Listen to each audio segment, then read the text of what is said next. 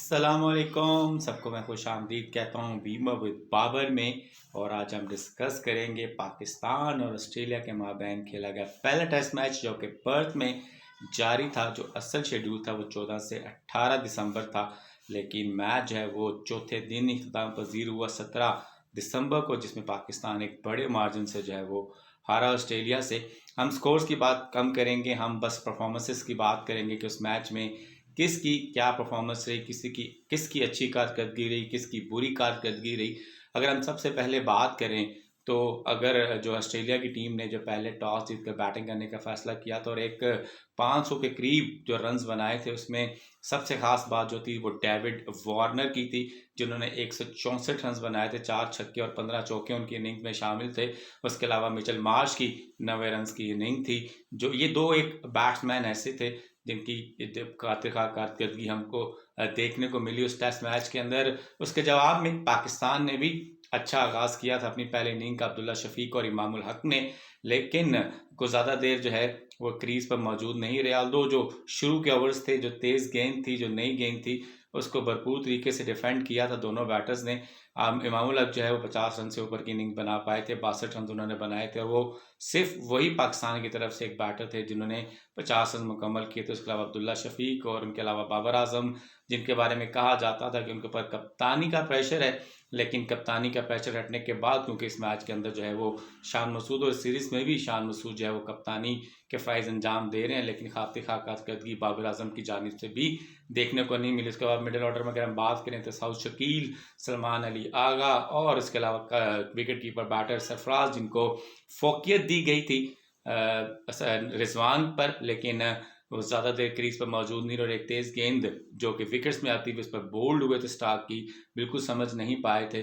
तो ये कारकर्दगी थी जिसमें एक भारी 200 से ऊपर की लीड जो है वो मिली थी ऑस्ट्रेलिया को, और उसी पर उन्होंने अपनी दूसरी इनिंग का आगाज़ किया और 5 खिलाड़ी जो है वो उनके आउट हुए थे और अपनी इनिंग को ड्रॉ किया। और उसमें एक बार फिर जो है वो मिचेल मार्श की बेहतरीन 50 जो उसमें देखने को मिली थी। इस बार पाकिस्तान की टीम ने वार्नर को जल्दी आउट कर लिया था। खुरम शहजाद जो कि अपना पहला टेस्ट मैच खेल रहे हैं, डेब्यू कर रहे हैं, उन्होंने दूसरी इनिंग में बड़ी शानदार बॉलिंग की थी। 5 रन पर ही 2 विकेट्स उन्होंने हासिल कर ली थी ऑस्ट्रेलिया के वार्नर को और लबुशैनी को, जो उन्होंने वो आउट किया था। काफ़ी अच्छी लाइन और लेंथ पर उन्होंने बॉलिंग की थी। अगर हम पहली इनिंग्स की बात करें, ऑल्दो ऑस्ट्रेलिया ने एक बहुत बड़ा हदफ, एक बहुत बड़ा स्कोर जो है वो बनाया था, लेकिन उसमें आमिर जमाल जो डेब्यू कर रहे हैं खुरम शहजाद के साथ इस मैच के अंदर, उन्होंने 6 विकेट्स हासिल की थी और अपने पहले ही मैच में 5 रन उन्होंने हासिल किया था।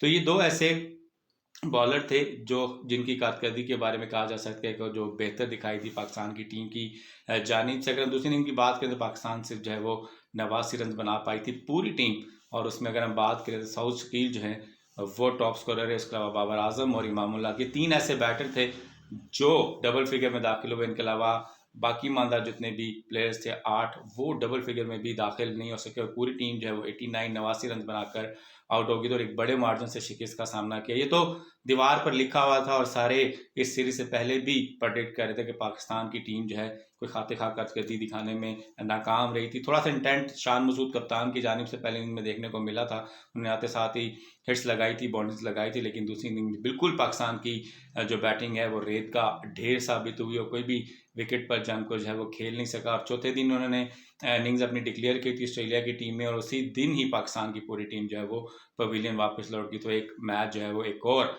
15वां मुसलसल टेस्ट मैच ऑस्ट्रेलिया में ऑस्ट्रेलिया के अगेंस्ट पाकिस्तान की टीम ने हारा था। तो ये एक पूरे टेस्ट मैच की कारकर्दगी थी।